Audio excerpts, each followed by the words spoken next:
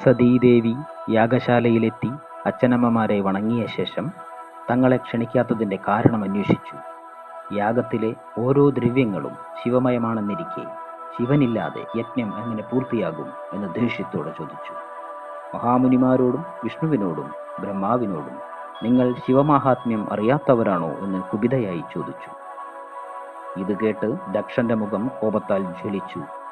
നീ അധികം സംസാരിക്കേണ്ട, ഇവിടെ നിൽക്കണമെങ്കിൽ നിൽക്കാം, അല്ലെങ്കിൽ പോകാം. അമംഗളശീലനായ ശിവനെ ഈ യാഗത്തിലേക്ക് ക്ഷണിച്ചിട്ടില്ല എന്നും പറഞ്ഞ് വീണ്ടും ശിവനെ നിന്ദിക്കുവാൻ തുടങ്ങി. ശിവനിന്ദ സഹിക്കാൻ കഴിയാതെ സതി കണ്ണീരോടെ ശിവ, രുദ്ര എന്നീ നാമങ്ങൾ ജപിക്കാൻ തുടങ്ങി. പിതാവിനാൽ ഭർത്താവായ ശിവൻ അപമാനിക്കപ്പെടുന്നത് കണ്ട് സതീദേവിയുടെ ഹൃദയം തകർന്നു. ദേവി യോഗാഗ്നി ഉണർത്തി ഭഗവാന്റെ നാമസ്മരണയോടെ ജ്വലിച്ച അഗ്നിയിലേക്ക് ചാടി ദേഹത്യാഗം ചെയ്തു. യാഗശാല നിശബ്ദമായി.